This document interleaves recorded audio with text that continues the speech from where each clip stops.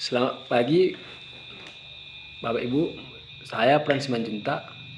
Saya akan mempresentasikan tugas saya, yaitu tugas dari sejarah gerakan evangelis. Jadi judul saya, pergumulan orang Kristen diperadakkan dengan budaya dan situasi politik. Masuk kita langsung ke pembahasan pendahuluan. Injil diberitakan di tengah-tengah yang penuh kebudayaan. Bentuknya dapat diumpamakan seperti kue lapis. Lapisan-lapisan kebudayaan itu misalnya di Indonesia terdiri dari lapisan yang diwarnai oleh agama pribumi, Hinduisme, Buddhisme, Islam, Kristen, dan terakhir modernisme. Intensitas pengaruh itu berbeda-beda satu dengan lain, bergantung pada etnografis, geografis, dan sejarah masing-masing wilayah. Tetapi bagaimanapun, Injil yang diberitakan itu tetap berhadapan dengan kebudayaan bangsa-bangsa dan suku-suku. Dalam pertemuan Injil dan kebudayaan tersebut, secara khusus adalah dengan unsur-unsur kebudayaan yang pasti terdapat dalam semua kebudayaan yang dinamai unsur kebudayaan universal. Terdiri dari sistem religi dan upacara keagamaan, sistem dan organisasi masyarakat, sistem pengetahuan, sistem bahasa. Demikianlah Injil selalu berhadapan dengan unsur-unsur kebudayaan tersebut dengan membawa nilai Injil secara khusus dengan sistem religi, sistem pengetahuan, kesenian, dan mata pencaharian. Sewaktu Yesus memberitakan Injil, ia ditantang oleh Yudaisme dalam soal-soal doktrin dan kesucian, perkawinan, sistem ekonomis yang berlandaskan usaha kerja. Di dalam ini saya akan membahas mengenai beberapa penginjilan di Ambon dan Maluku, serta sikap gereja terhadap kebudayaan dan sikap gereja terhadap politik. Bab 2 pembahasan agama suku di Indonesia. Sebelum agama Kristen mulai masuk ke Indonesia, agama di negeri ini sudah melalui sejarah yang panjang dan yang berbelit-belit. Orang biasa membedakan antara agama Indonesia asli dan agama-agama yang datang kemudian. Agama-agama yang datang kemudian, semisal Hindu, Buddha, Islam, dan Kristen. Agama Indonesia asli dibawa serta oleh suku-suku yang pada zaman dahulu kala memasuki Indonesia. Kita menyebutnya juga agama suku. Sebenarnya masing-masing suku itu mempunyai agamanya sendiri. Lain agama orang Batak, lain agama orang-orang Jawa, ataupun Dayak atau Papua. Tetapi agama-agama suku itu semua mempunyai suatu corak bersama. Agama-agama suku ini menjadi penghalang atau mempengaruhi misi gereja Indonesia. Di dalam lingkungan agama suku, orang tidak hanya menyembah dewa-dewa serta nenek moyang. Ada orang-orang yang ternyata mempunyai kemampuan-kemampuan khusus. Orang-orang yang sanggup menghubungi dewa-dewa yang memiliki kepandaian tertentu. Tentang adat perlu dicatat bahwa ada dua hal. Pertama, adat ini tidak merupakan aturan masyarakat lepas dari agama. Adat itu adalah tata tertib yang ditetapkan oleh dewa serta nenek moyang. Maka dari itu, adat adalah pelaksanaan agama, suku, dan harus diikuti mutlak. Yang tidak mentaati peraturan-peraturan adat, meninggalkan agama sukunya dan menempatkan diri di luar suku, itu. Kedua, adat itu meliputi seluruh kehidupan. Tak sesaat pun orang lepas dari pengawasan nenek moyang.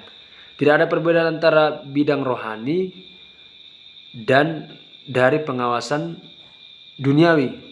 Cara bercocok tanam diatur oleh adat sama seperti cara berdoa atau mempersembahkan kurban. Ada perbedaan corak umum agama suku dengan agama Kristen sebagaimana. Yang pertama, sikap gereja terhadap kebudayaan. Menurut H. Richard Niebuhr, di Amerika Serikat telah membuat bagan tentang sikap gereja terhadap kebudayaan dalam bukunya Christ and Culture atau Kristus dan Kebudayaan. Ia telah menjelajahi sikap-sikap gereja terhadap kebudayaan sepanjang zaman dalam 5 sikap, yaitu yang pertama, gereja anti kebudayaan. Yang kedua, gereja dari kebudayaan. Yang ketiga, gereja di atas kebudayaan. Yang keempat, hubungan gereja dan kebudayaan dalam paradoks. Yang kelima, gereja pengubah kebudayaan. Sikap gereja terhadap politik. Politik Kristen pada umumnya berdasarkan diri pada pemikiran Paulus sebagaimana terdapat dalam Roma 13 ayat 1-7. Di situ Paulus berbicara tentang hubungan umat beriman dengan pemerintah atau kaisar. Namun krisis nasisme telah menyentak pemikiran politik Kristen di Eropa dan menyadarkannya bahwa perikop itu saja tidaklah memadai untuk sebuah dasar etika politik. Karena terbukti dalam sejarah bahwa tidak selalu penguasa itu representasi dari Allah. Tidak tertutup kemungkinan penguasa politik justru menjadi representasi dari kuasa iblis daripada Allah. Oleh karena itu, pendasaran biblis atau etika Kristen perlu mulai dievaluasi dan direvisi. Tidak berarti bahwa perikop itu tidak berlaku lagi, melainkan diperlakukan suatu pemahaman yang lebih mendasar dan komprehensif. Dalam kesempatan yang amat terbatas ini, tidak mungkin kita membicarakan secara mendetail gereja dalam bidang politik. Implikasi-implikasinya berdasarkan prinsip-prinsip etis tersebut di atas, maka keterlibatan orang Kristen dalam kehidupan politik hendaknya didasari oleh penghayatan yang pertama, kekuasaan sebagai anugerah Allah. Kekuasaan bukan sesuatu yang buruk, ia hendaknya dipahami sebagai anugerah dari Allah. Dan setiap anugerah Allah haruslah dipergunakan untuk menjadi berkat bagi sesamanya. Dengan demikian, jabatan dan kekuasaan itu dipandang sebagai kesempatan untuk mengabdi kepada rakyat dan kepada Tuhan. 2. Keberpihakan kepada yang lemah. Para politikus Kristen dipanggil memiliki keberpihakan kepada yang lemah. Karena 2 alasan penting, yaitu pertama, kelompok masyarakat inilah yang seringkali menjadi korban penindasan, ketidakadilan, dan kesewenang-wenangan. Yang ketiga, memiliki visi dan misi yang berorientasi pada rakyat dan kerajaan Allah. Visi dan misi para politikus Kristen hendaknya tidak hanya dibatasi oleh lingkup dan waktu. Maksudnya, kiprahnya dalam dunia politik tidak hanya dibatasi oleh konsekuensinya saja, ataupun jangka waktu yang memiliki jabatan itu, melainkan hendaknya terarah pada perwujudan cita-cita Indonesia yang adil, makmur, dan sejahtera bagi seluruh rakyat Indonesia. 4. Mendorong perubahan yang benar dalam masyarakat. Para politikus Kristen hendaknya juga menjadi agen-agen perubahan. Untuk itu dibutuhkan keteladanan dan sikap perilaku yang baik. Setiap politikus Kristen harus berani mengatakan tidak atas semua tawaran, bujukan, atau strategi-strategi yang dapat membuatnya jatuh pada tindak korupsi, kolusi, ataupun nepotisme.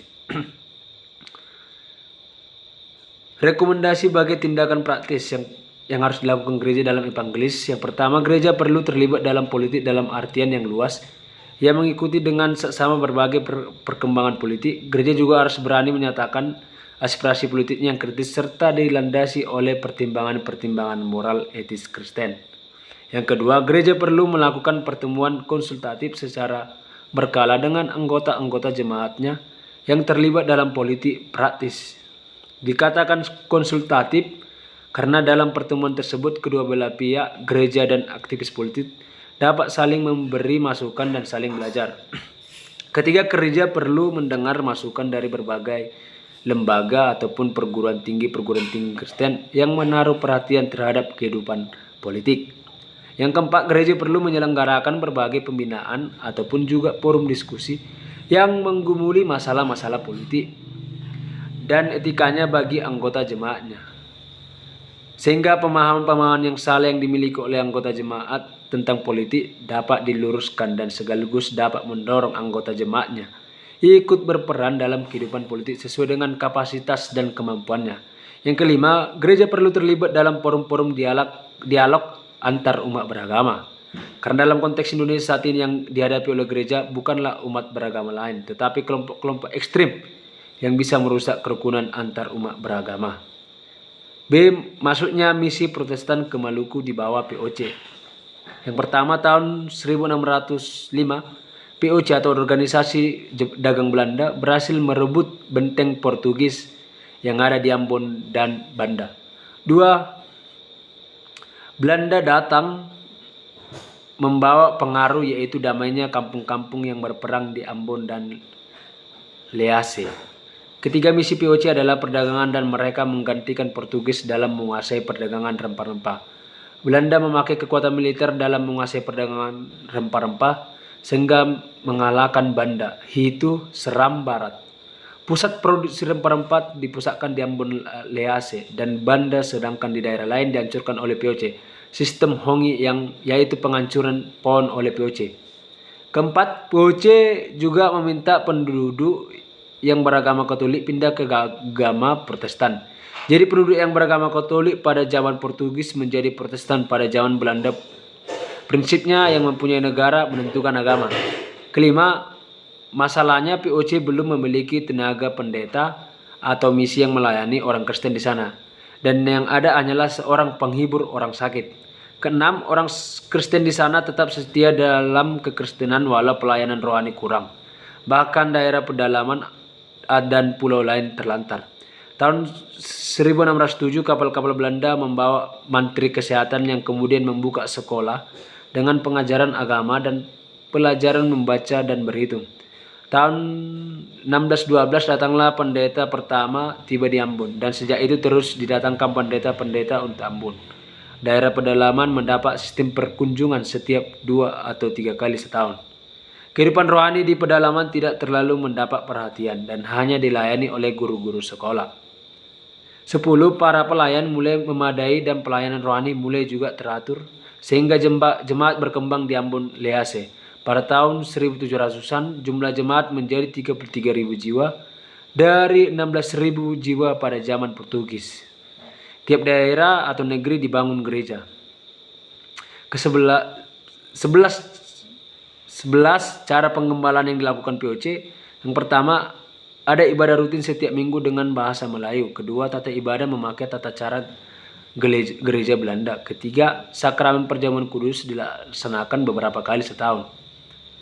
4. Pendeta mengajarkan perkunjungan pengembalaan ke daerah-daerah. 5. Doa malam 3 kali seminggu yang sekaligus berfungsi sebagai katekisasi karena adanya penghafalan pokok-pokok iman Kristen. 12. Strategis yang terpenting adalah menerjemahkan Alkitab ke dalam bahasa Melayu. Yang pertama kali berhasil diterjemahkan adalah Injil Matius tahun 1629. Tahun 1668 Perjanjian Baru selesai diterjemahkan seluruhnya. Dan tahun 1731 sampai 1733 seluruh Alkitab diterjemahkan dengan nama terjemahan Ledecker sesuai nama penerjemahannya.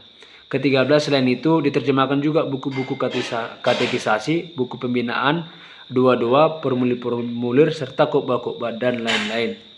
14 bahasa yang dipakai dalam penerjemahan adalah bahasa Melayu karena umumnya dipakai sebagai bahasa perdagangan di Indonesia dan bahasa daerah miskin kata.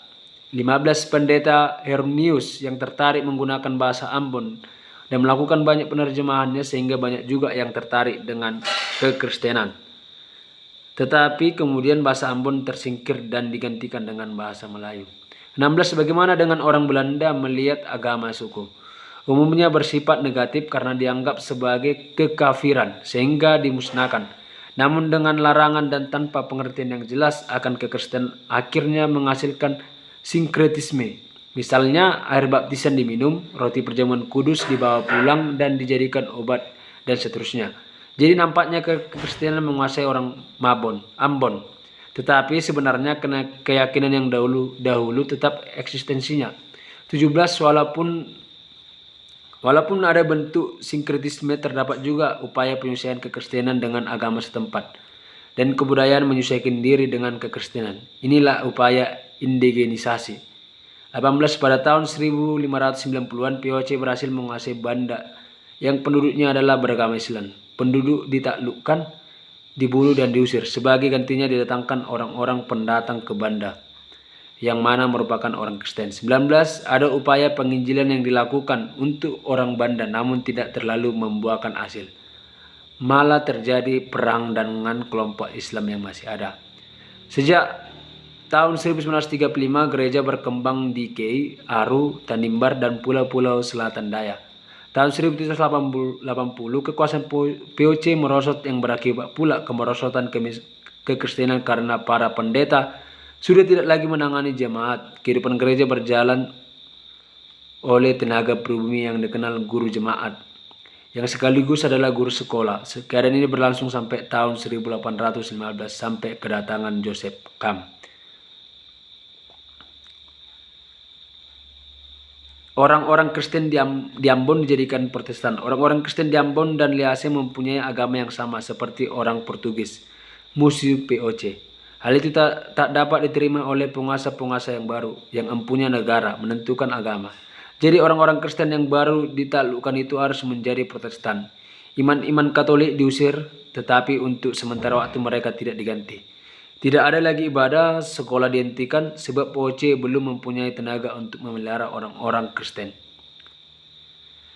yang sudah ada ataupun mengabarkan Injil kepada orang-orang bukan Kristen. Di benteng hanya ada seorang penghibur orang-orang sakit yang bertugas juga mengucapkan doa pagi dan doa malam, dan yang pada hari Minggu membacakan khotbah yang ditulis oleh seorang pendeta di Belanda. Orang yang demikian ditempatkan di setiap kapal dan setiap benteng POC. Mereka tidak diberi pendidikan khusus dan mereka belum ditugaskan untuk memperhatikan orang-orang Indonesia. Kecaman orang-orang Ambon terhadap kekristenan Belanda. Menarik sekali bahwa orang-orang Ambon tidak menerima begitu saja kritik orang-orang Belanda terhadap dirinya. Mereka sekurang-kurangnya dalam tahun-tahun pertama membalas dengan kritik terhadap orang-orang Belanda, termasuk pendeta-pendeta. Pada tahun-tahun pertama, orang-orang Belanda di benteng belum mengadakan kebaktian umum. Lalu orang Ambon bertanya, apa kalian tidak mempunyai agama? Dan orang-orang Belanda terpaksa mengadakan kebaktian umum khusus untuk membuktikan bahwa mereka adalah orang-orang beragama.